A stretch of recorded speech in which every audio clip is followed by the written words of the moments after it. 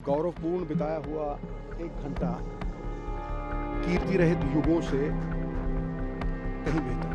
वो तो एक युग पुरुष थे। Men in flesh and blood will come and go, but institutions live forever. उन्हें डिफाइन करना हो ना एक लाइन में, the pioneer of economic transformation. न तुमसे पहले कोई ऐसा था, न तुम्हारे बाद कोई ऐसा हो जो जीवन की हर जंग जीत जाए। वही सरदार मनमोहन सिंह जैसा सिकंदर है। He will remain a cult figure for generations. देखिए, गौरवपूर्ण बिताया हुआ एक घंटा कीर्ति रहित युगों से कहीं बेहतर है, और वो तो एक युग पुरुष थे। जितने पल भी उन्होंने जीवन में बिताए वो सब ही गौरवमय थे। आज अफसोस इस देश में नहीं, पूरी दुनिया उनकी जो आर्थिक व्यवस्था पे पकड़ थी उसका लोहा। See, men in flesh and blood will come and go, but institutions live forever. वो एक ऐसा institution है who has left indelible imprints on the sands of time. Everybody in the world recognizes that. देखिए, उन्हें define करना हो ना एक लाइन में, the pioneer of economic transformation was the pioneer. और अगर मैं कहूँ तो पहली बार हिंदुस्तान की इकोनॉमी को खोलना, FDI यानी, फिर चाहे वो ग्लोबलाइजेशन हो, प्राइवेटाइजेशन हो, लिबरलाइजेशन हो, बाकमाल था। और ये नहीं, आप ये देखिए कि जो गरीब लोगों के दिलों का साम्राज्य है ना, उसके वो अजीम और शान शहंशाह।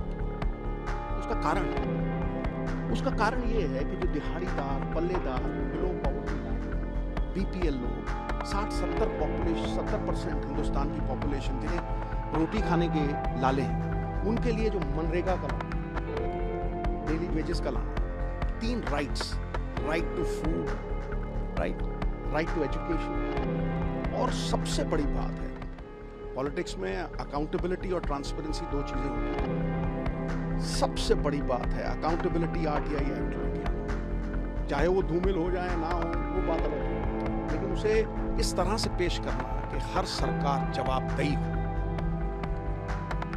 तो मैं आज उनकी शान में ये कहूंगा कि जब भी काबिलियत, किरदार और ईमानदारी, क्रेडिबिलिटी का जिक्र आएगा, सरदार मनमोहन सिंह, आपका नाम पहले सफे पे सुनहरे अक्षरों में लिखा जाएगा।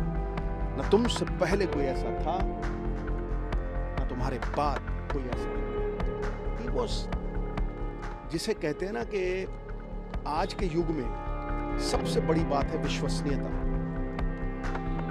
वो विश्वास इसलिए नहीं है क्योंकि the image of the ugly politician is not being erased. वो एक ऐसा आदमी था, मुझे आज भी याद है खुशवंत सिंह साहब की वो कहानी।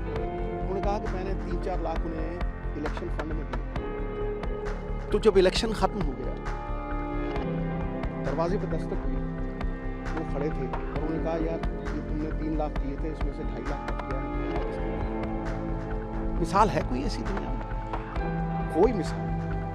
और ये जो बातें मैं कह रहा हूं, ये इसलिए कह रहा हूं कि चाहे उनकी रिकॉग्निशन की बात करें, देखिए मणि जो है ना, अगर मिट्टी में हो ना, धूमिल हो जाती है, उसकी चमक नहीं पड़ती, लेकिन उस मणि को अगर आप सोने में जड़ दो ना, तो उसकी चकाचौंध जो है वो पूरी दुनिया में फैलती है। और आज देखिए,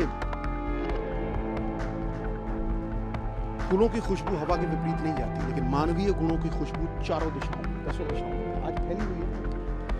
उस मणि को सोने में जड़ना, चाहे वो RBI गवर्नर मीरा जी, उसके बाद नरसिम्हा राव जी फाइनेंस मिनिस्टर, उसके बाद 2 बार प्रधानमंत्री। Talent is nothing without opportunity.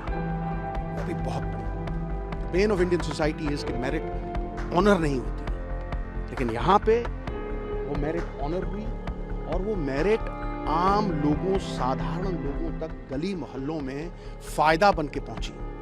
MNREGA, मतलब मैं हजार चीजें गिनवा सकता हूं। 72,000 crore, the only prime minister 72,000 crore रुपया फार्मर्स का लोन विल ऑफ किया। सो जहां हर सर झुक जाए वही मंदिर है, जहां हर नदी समा जाए वही समंदर है। जीवन की इस कर्म भूमि में युद्ध बहुत है। जो जीवन की हर जंग जीत जाए वही सरदार मनमोहन सिंह जैसा सिकंदर है। सिकंदर वो नहीं जिसने भय से दुनिया पे काबू किया, सिकंदर वो जिन्होंने दिलों पे राज किया है और करेंगे। The legend will keep growing and he will remain a cult figure for generations.